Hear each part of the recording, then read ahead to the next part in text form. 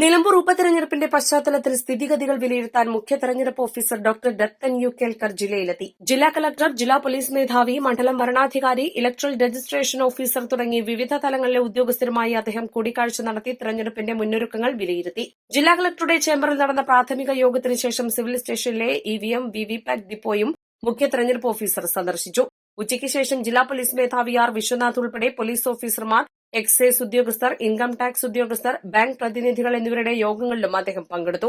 Booth level ഓഫീസർമാർ ഇല്ലാത്തയിടങ്ങളിൽ എത്രയും പെട്ടെന്ന് ബിഎൽഒമാരെ നിയമിക്കാൻ സിഇഒ നിർദ്ദേശിച്ചു. യോഗത്തിൽ ജില്ലാ collector V R Vinod, additional chief electoral officer റൂസി R S, Perinthalmanna sub collector Apoorva Tripathi, election deputy collector P M Saneera, നിയോജക മണ്ഡലത്തിന്റെ electoral registration officer P Suresh, ജില്ലാ ഇൻഫർമേഷൻ ഓഫീസർ കെ മുഹമ്മദ് തുടങ്ങിയവർ പങ്കെടുത്തു.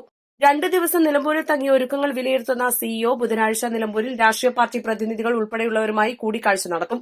പുതുതായി 59 പോളിംഗ് ബൂത്തുകൾ ഉൾപ്പെടെ 263 പോളിംഗ് സ്റ്റേഷനുകളാണ് നിലമ്പൂരിലുള്ളത്. മണ്ഡലത്തിൽ 1,11,692 പുരുഷ വോട്ടർമാരും 1,16,813 സ്ത്രീ വോട്ടർമാരുമാണുള്ളത്. പോളിംഗ് സാമഗ്രികൾ ശേഖരിക്കാനും വോട്ടെണ്ണൽ കേന്ദ്രമായും തീരുമാനിച്ചത് ചുങ്കത്ര മാർത്തോമ ഹയർ സെക്കൻഡറി സ്കൂളാണ്. East live, Malappuram.